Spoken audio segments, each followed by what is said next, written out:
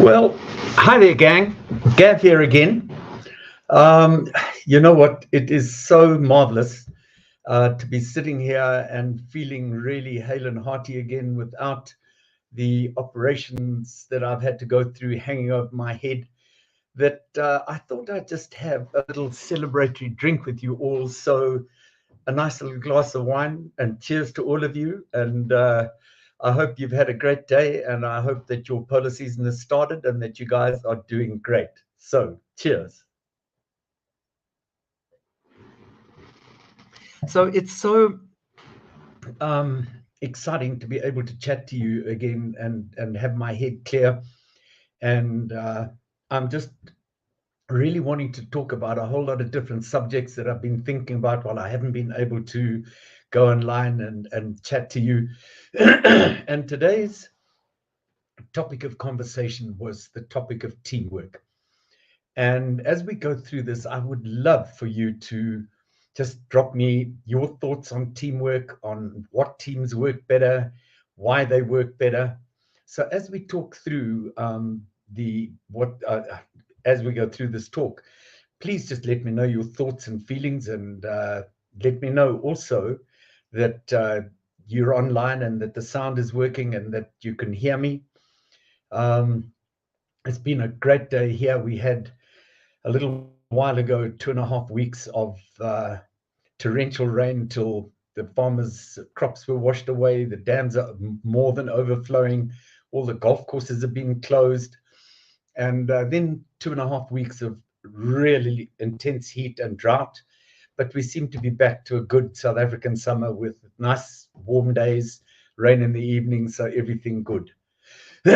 So I just wanted to start off by, and correct me if I'm wrong here, but there's a saying that says the sum of the parts doesn't necessarily equal the sum of the whole. And I think it's such a good saying, because teamwork counts for everything, really.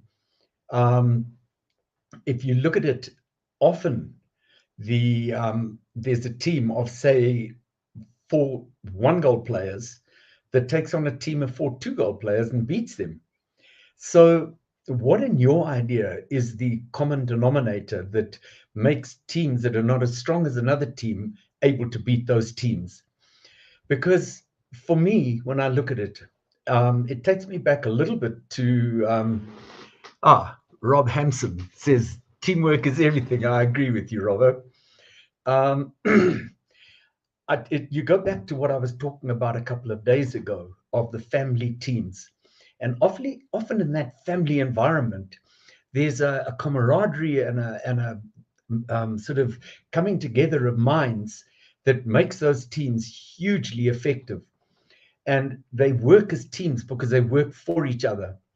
And that's really the point I wanted to just discuss with you here this evening, because I so often see teams where they've got a couple of players that are really good with the ball, but all those players think about is getting the ball, keeping it to themselves, and running to goal.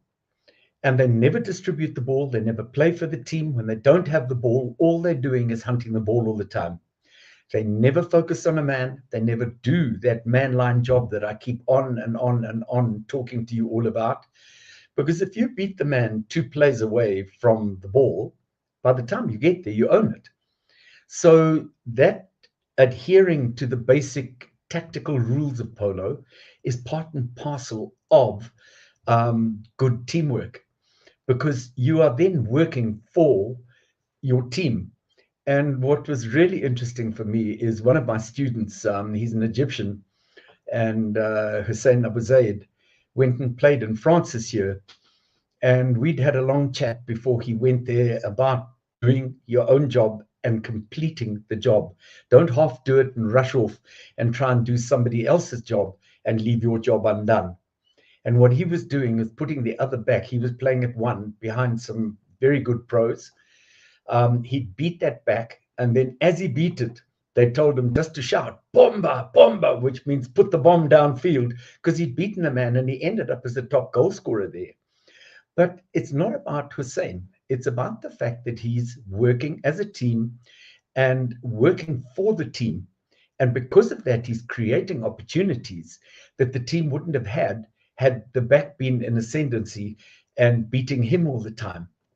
So I just really think that we need to go back and rethink all of this, okay, as teams. And please, while we're chatting, won't you just let me know if you know of any really good teams, be they family teams or otherwise, that really work well together, and what your thoughts are, whether maybe you're playing in one and how that team gels and why it gels.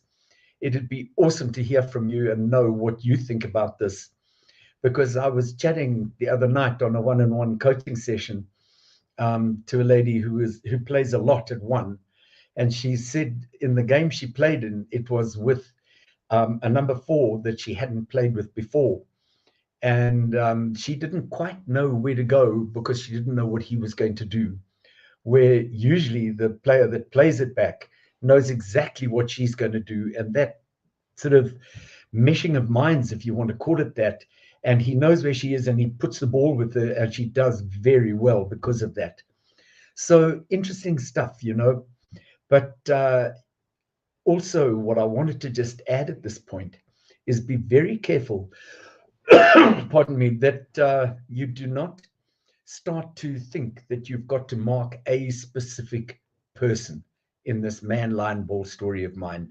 If you end up at one, play at one, and you've got a 2 on your back, and there's a player that's a number 4 next to you, mark him.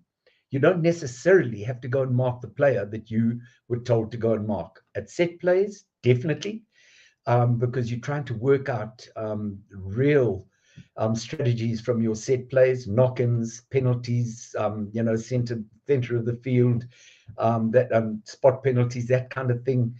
So then it's important to go to the man that you're meant to be marking, because that's the start of teamwork.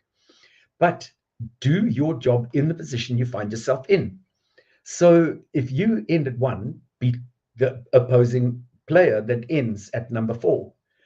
And in this regard, just to go back a little bit, and you've got to, when you at 4, at 1, marking the number 4, don't, unless you can really take him out and put him on the edge of the field, go and make a ride off. Be just behind him with your horse's nose almost nibbling his horse's tail, because whichever way he turns in, you've got the inside track and you can take him out and beat him, and you turning back, he's taking you back to the ball. So as a number 1, that's really working. Now, if you end at 2, the old adage is that the number 2 fouls more than anybody else because he's got the mountain of work to do to set up his number 3. So up your work rate. Maybe take a hook here and a ride off there, and really get busy there to try and make space for the player that's at number 3 in your team to have room to work. So all these little ideas really come into play if you're talking about teamwork and how to go about winning games if you're not as strong as another team. Because a team that works together like that so often beats the high and mighty that don't think they need to mark. They don't pay attention to the tactical rules. They don't pay attention to the man, lion, ball story. They're not marking away from the ball. They only mark at the ball, and all they want is the ball and carry the ball. And a lot of that has come in because the higher goal players now are so good with the ball and carrying the ball. And a lot of the young players, even at a lower handicap, are really good with the ball. I've got one player in Egypt that I go absolutely crazy with, because even when he's warming up to tap and get the ball in the air and carry it along. And that drives me insane. He's not even in a warm-up thinking about the team.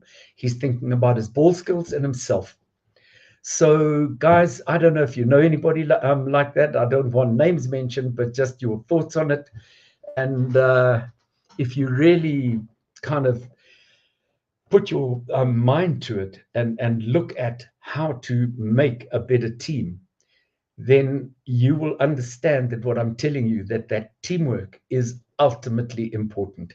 And that even as a lower goal team than the team you're playing, you can often make great inroads and beat them. especially, for example, if you've got one higher goal player in your team and then a bunch of lower goal players. If you work to a game plan where all of you are doing your jobs and giving him space to work, he can then help you to do the attacking stuff, because he can see who's beaten who, he can see where to put the ball. You give him space to carry it, get close to goal, put it in the goal, you go and score. So all of that teamwork is so important. So I don't want to go on flogging a dead horse here. I've told you what I think. I really hope that you will just drop us a line and let us know what your thoughts are. Tell me how you think it should work. And also, if you've played in a team like that, that is good. And if you've played in a team where it just doesn't work and why you think it didn't work. So looking forward to hearing from all of you, and hope you have an amazing night. And just to say goodbye, a farewell cheers. I hope you have an amazing, I guess, morning if you're in Australia, night on the other side of the world, and that you are playing polo and enjoying it, and that you're enjoying all our broadcasts, and that we are able to do something to help you. So, night all.